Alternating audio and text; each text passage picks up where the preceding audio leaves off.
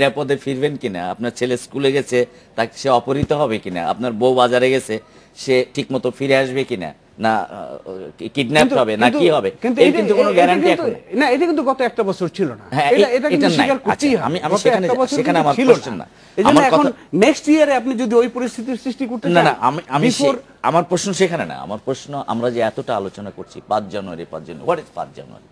5 জানুয়ারিতে একটা ইলেকশন হয়েছে, সরকার দাবি করছে একটা ইলেকশন হয়েছে, কিন্তু আমরা কি দেখেছি? ইভেন আপনাদের চ্যানেল যে আপনারাই বা কি চালিয়েছেন, আমরা দেখেছি এখানে কোনো ভোটার নেই, এখানে কুকুর ঘুমাচ্ছে, এখানে একজন লোক নাই। একজন পোলিং অফিসার বলতেছেন যে আমার পরিস্থিতি খুব ভালো, কেন বলে আমার বুথে 12টা ভোট পড়েছে, নেক্সটটা ভালো নয়। এক বছর আগের কথা, 1 বছর আগে কেন এই এজিটেশনটা তৈরি হয়েছে? 154টা আসনে, 300 আসনের মধ্যে কোনো প্রতিদ্বন্দ্বিতা হয়নি, 59টা কেন্দ্রে একজন লোক ভোট দেয়নি, অন্যান্য ক্ষেত্রে 5-6% লোকের বেশি ভোট দেয়নি। তাহলে সেই নির্বাচনটা বৈধ নয়, এটা হলো বিরোধী দলের দাবি। এবং সেই কারণে তারা আজকে যে প্রতিবাদ সমাবেশ করতে চাচ্ছে 5 জানুয়ারি, সে কারণটা কিন্তু সেটা। এবং সরকার বলতে চাচ্ছে ওইটাই নির্বাচন এবং ওইটাই সঠিক, এবং সেই অনুযায়ী তারা 5 বছর ক্ষমতায় থাকবেন। প্রথম থেকে যদিও বলেছিলেন যে তারা 5 বছর ক্ষমতায় থাকবেন না, এটা সংবিধান রক্ষার নির্বাচন, সুতরাং পরে আমরা আপনার কাছে এই বিষয়ে আসবো। আমরা নয়াপল্টন এবং গুলশান কার্যালয়ে, বিএনপি কার্যালয়ে অতিরিক্ত পুলিশ মোতায়েন করা হয়েছে, সেই খবরটি আমাদের সহকর্মীর কাছে জেনে আসি। রাজধানীর নয়াপল্টনে বিএনপি কার্যালয় এবং গুলশানের দলের চেয়ারপারসন খালেদা জিয়ার কার্যালয়ের সামনে অতিরিক্ত পুলিশ মোতায়েন করা হয়েছে। এ নিয়ে আমাদের সাথে বিস্তারিত কথা বলছেন সহকর্মী মাসুদ কারজন। গুলশান কার্যালয়, দলীয় কার্যালয়, যেটা গুলশানের চেয়ারপারসন কার্যালয়, সেখানে খালেদা ভেতরে আছেন। এবং কিছুক্ষণ আগে আমরা যতদূর জানতে পেরেছি, বিভিন্ন আমাদের সহকর্মী আছেন এবং পুলিশের সঙ্গে কথা বলে, সেখানে অতিরিক্ত পুলিশ মোতায়েন করা হয়েছে। এবং সাধারণত যেসব পুলিশ থাকে তার চেয়ে বেশি সংখ্যক পুলিশ সেখানে আছে।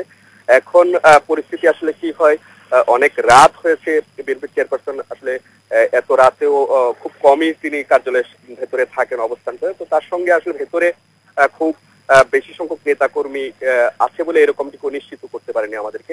তো আমাদেরকে বিভিন্ন সূত্র থেকে জানানো হয়েছে উনি যদি বাসায় যেতে চান তাহলে ওনাকে নিরাপত্তা দিয়ে বাসায় পৌঁছে দেওয়ার একটা ব্যবস্থা তারা করবেন। বাকি অন্য ক্ষেত্রে অন্য যদি কোনো প্রচেষ্টা করেন বা চেষ্টা করেন, সেক্ষেত্রে পরিস্থিতি কি হয়, উনি কি চাইবেন বা পুলিশ কি চাইবে, সে বিষয়টি এখন আসলে পরিষ্কার নয়। উনি বের হওয়ার পর যদি বাসায় যেতে চান বা অন্য কোথাও যাওয়ার আগ্রহ প্রকাশ করেন, সেটি পরিস্থিতি আসলে তখন কি হয় সেটা পরবর্তীতে পুলিশের সিদ্ধান্ত বা বেগম জিয়া যে সিদ্ধান্ত নেবেন বা বিএনপি কার্যালয় থেকে, চেয়ারপারসনের কার্যালয় থেকে যে সিদ্ধান্ত নেবেন, সেটি হয়তো পরিস্থিতি কি হয় সেটি জানা যায়। আর বিএনপি অফিসের সামনে কিন্তু সবসময় পুলিশ থাকে।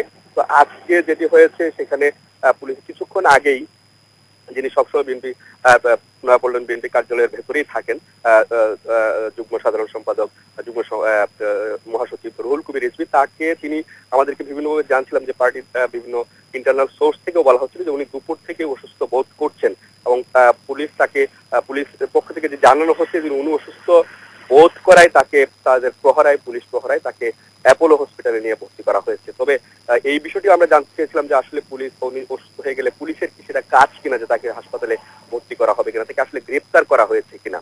তো তারা এই ব্যাপারটি এখন আনুষ্ঠানিক ভাবে কিছু বলছে না। তারা এর মধ্যে আছেন যে কার্যালয়ের সামনে সব সময় পুলিশ থাকে, আজকেও ছিল। উনি অসুস্থ বোধ করায় ওনাকে হাসপাতালে নিয়ে যাওয়া হয়েছে, আনুষ্ঠানিকভাবে গ্রেপ্তার করা হয়েছে এরকমটি তারা স্বীকার করতে রাজি নয়। তবে একটি বিষয় সামনে, যেহেতু 5 জানুয়ারি একটি ইস্যু আছে, তারা এখনো অনুমতি পায়নি এবং বিএনপির পক্ষ থেকে বলা হচ্ছে তারা যে কোনো মূল্যে সমাবেশ করবেন এবং সেটা বিএনপির নয়াপল্টন কার্যালয়ের সামনে। সেটি ঘিরে যাতে কোনো ধরনের অস্থিরতা, সরকারের পক্ষ থেকেও বলা হচ্ছে, স্বরাষ্ট্রমন্ত্রী বলছেন যে তারা নাশকতার আশঙ্কা করছেন, যদি নাশকতার আশঙ্কা তাদের কাছে গোয়েন্দা তথ্য আছে, এই জন্য তারা হয়তো কোনো সমাবেশ করতে দিতে পারে না। তারা অভিজ্ঞতা বলছেন যে এর আগে বিশেষ করে বিএনপি জামাত যেসব সমাবেশ করেছে, সেকে সমাবেশের নামে যখন জড়ো হয়েছে 5 জানুয়ারি নির্বাচনের আগে, 5 জানুয়ারি নির্বাচনের পরে কিন্তু গত 1 বছরে এই ধরনের কোনো রেকর্ড কিন্তু নেই।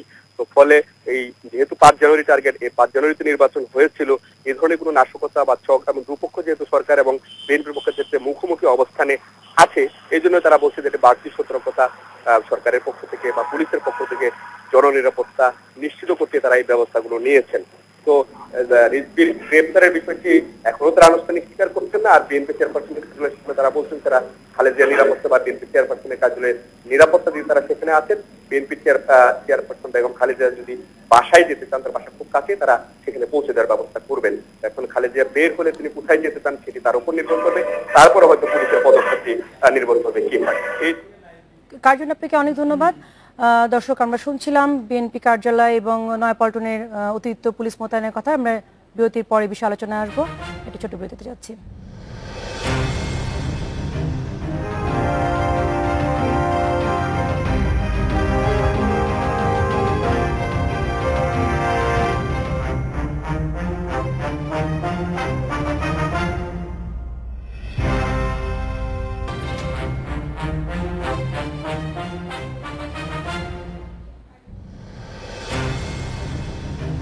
বাংলাদেশ এখনো ফিরে এলাম, আরো একবার চলে যাচ্ছে আলোচনায়। রেজওয়ান ভাইয়ের কাছে ছিলাম আমরা, আপনি 5 জানুয়ারি নিয়ে এবং গণতন্ত্র নিয়ে কথা বলছিলেন। 5 জানুয়ারির নির্বাচন আমার দৃষ্টিতে, শুধু আমার দৃষ্টিতে কেন, এদেশে সুশীল সমাজের একজন লোকও বলেনি যে 5 জানুয়ারির নির্বাচন কোনো সঠিক ছিল। এবং যখন এটা বলা হয়েছিল যে এটা নিয়ম রক্ষার বা সাংবিধানিক ধারাবাহিকতা রক্ষার জন্য এই নির্বাচনটা আমরা করছি, পরে আমরা আলাপ আলোচনা করে নির্বাচন, তখন সবাই পরিস্থিতিটা মেনে নিয়েছে যে এটা তো একবার 96-এও হয়েছিল। কিন্তু 96-এ ঘটনাটা কিন্তু অত্যন্ত স্পেসিফিক ছিল যে আমরা একটা ইলেকশন করি, আসেন, সেই ইলেকশনের মধ্যে দিয়ে আমরা একটা পার্লামেন্ট গঠন করি, সেই পার্লামেন্টে আমরা তত্ত্বাবধায়ক সরকার ব্যবস্থার বিলটা পাশ করি। পাশ করে এটাই ছিল বিএনপি জামাতের সেই সময়কার প্রধান দাবি। এবং পাশ করার পর এই পার্লামেন্ট বাতিল হয়ে যাবে এবং সেই তত্ত্বাবধায়ক সরকারের অধীনে নতুন নির্বাচন হবে। দ্যাট ওয়াজ ভেরি স্পেসিফিক, খুব সুনির্দিষ্টভাবে বেগম খালেদা জিয়া এই ঘোষণা দিয়েছিলেন।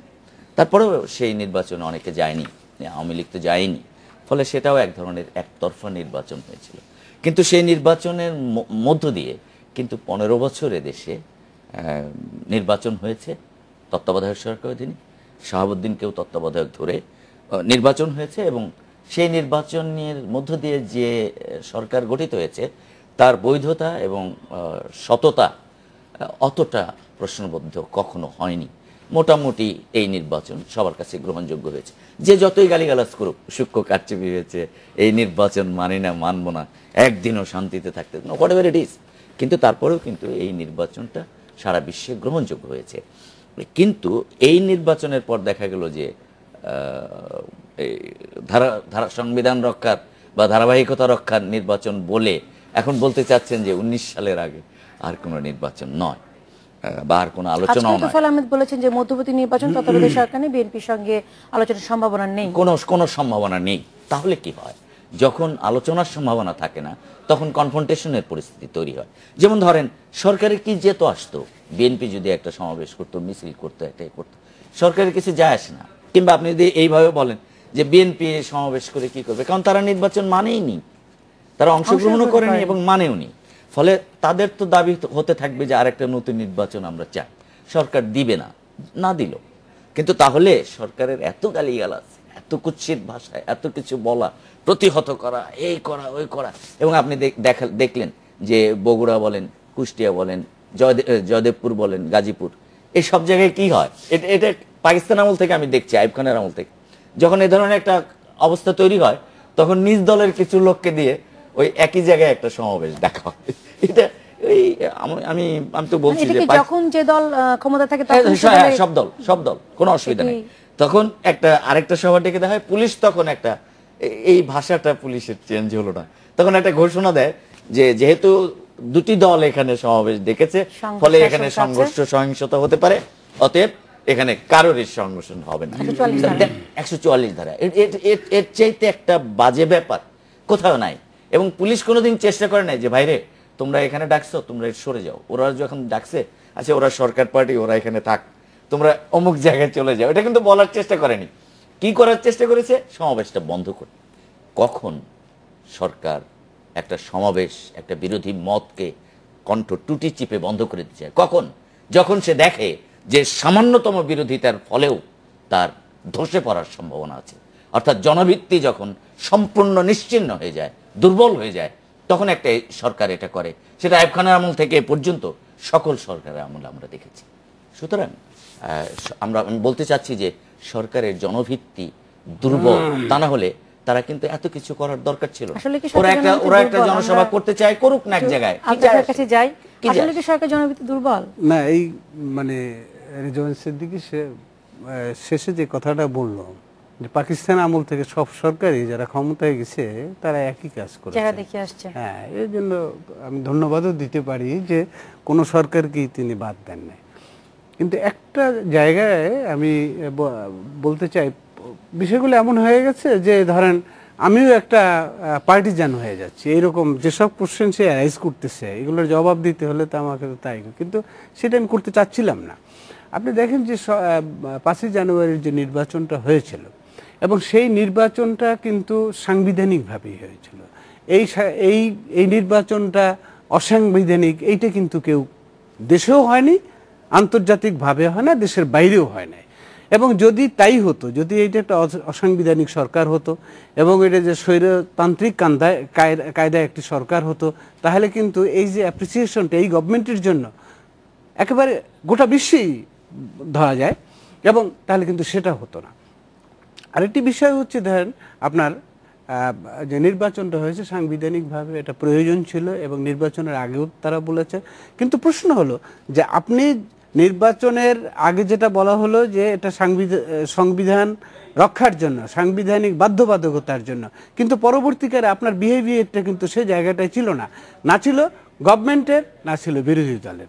এবং যে কথাটা বললেন যে এক মুহূর্ত ক্ষমতায় থাকতে দেওয়া যাবে না, এ ধরনের আচরণ করতে নির্বাচনের আগে পরপরই হয়েছে। কিন্তু আমার কাছে জিনিসটা সবচেয়ে যেটা মনে হয় যে বিরোধী দল দ্যাট ইজ এই মানে 20 দল বা 21 দল, বিরোধী দল না বিএনপি, হ্যাঁ বিএনপি এখন তো, হ্যাঁ 20 দল বিরোধী দল তার একটা পার্লামেন্টে বিরোধী দল একটা নয়, তা নয় বাংলাদেশে যারা সরকারের বাইরে বাংলাদেশে বিরোধী দল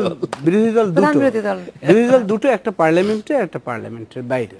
এখন কে কোনটাকে বেশি গুরুত্ব দেবে সেটা ভিন্ন, সেটার আবার দীর্ঘ মেয়াদী একটা হিসাবও আছে। কিন্তু আজকে যে জায়গাটায় বিএনপি আছে এই জায়গাটায় থাকাটা খুব কঠিন হয়ে যাবে। কারণ হলো আপনি বগুড়ার বন্ধু কি বলেছে একটু আগে যে জামাত নির্ভর, বিএনপি কিন্তু জামাত নির্ভরই একটি দেশ, একটি দল, এবং সেটা দেশের বিভিন্ন অঞ্চলে এবং আপনার ঢাকায়ও তাই।